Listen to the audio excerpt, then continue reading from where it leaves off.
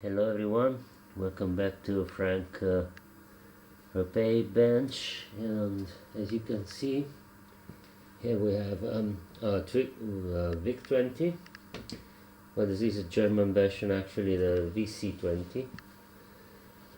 And the problem is keyboard is very unresponsive. Only some keys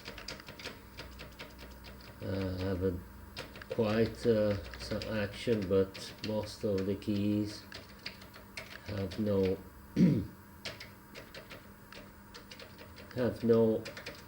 action at all. Some keys appear also to be stuck, can't be even pressed. So we'll try to first understand if the VIC-20 itself is good, and after that, if it's good, I'll try to disassemble the keyboard and have a good clean and check also the contacts of the keyboard, but I hope a good clean would solve the problem. Okay, the first quick check in this case is to use a non-good keyboard. In this case I have a broken C64 keyboard with some missing keys, but otherwise working well, and it has the same connector and the same layout of the VIC-20 keyboard, so I can test if the interface chips are working, if every key of this keyboard is answering correctly and producing the characters on screen.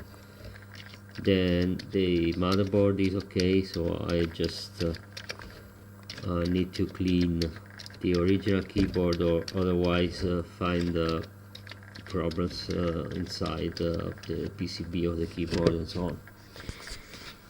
And as expected, every key I pressed here is showing in the screen, so yeah, it works good.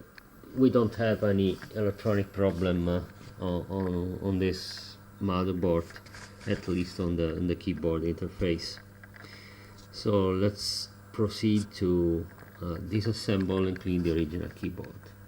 Okay, the first step is remove these screws 1, 2, 3, 4, 5, 6, 7 and 8 that hold the keyboard to the top case. Next step is to desolder these two wires that connect the caps lock switch, and keep these wires free from the switch itself. Okay, the two wires are now free, and now I will remove every small screw that holds the PCB to the keyboard top. There are really quite a few little screws, and just put in a safe place not to lose any of the screws. On some older keyboards like this, there are also these two screws that hold together the exit of the wires that have to be removed. And after that, we can lift the PCB, and we have the keys here,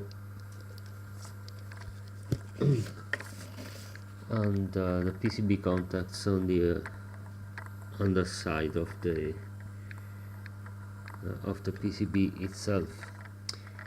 So let's see how to clean effectively this keyboard. Okay, the first thing to do is to clean carefully the whole PCB with the contacts, and I use isopropyl alcohol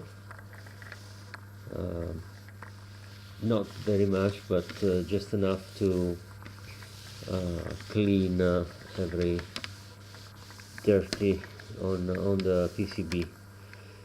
And after that I will try the bare PCB for action on every contact. Let's see how. So to test the bare PCB for possible problems like unconnected wires, jumpers and so on, we plug the bare PCB on the VIC-20 in this case, and we get some copper foil or even aluminum foil would be okay, and we touch with the copper foil every possible key and see the result on the screen.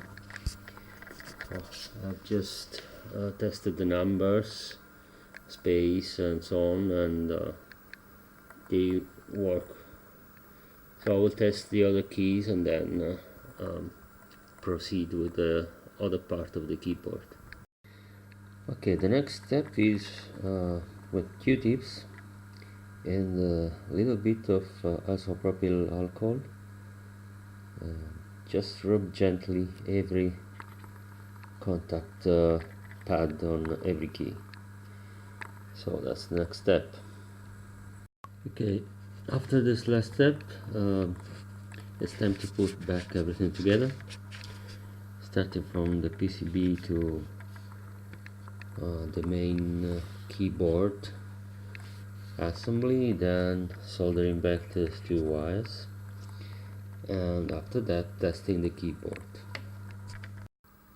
Okay, now we are ready for the final test, and let's hit every key.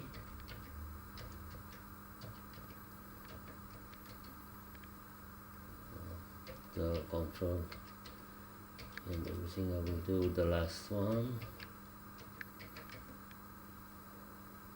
Okay.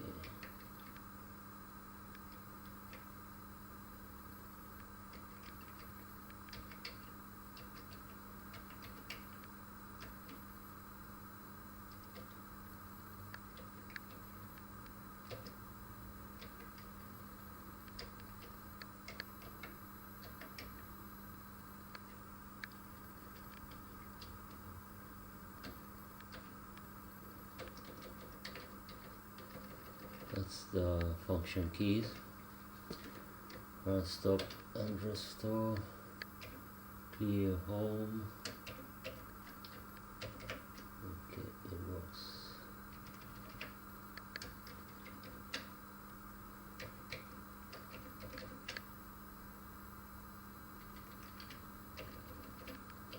Okay, so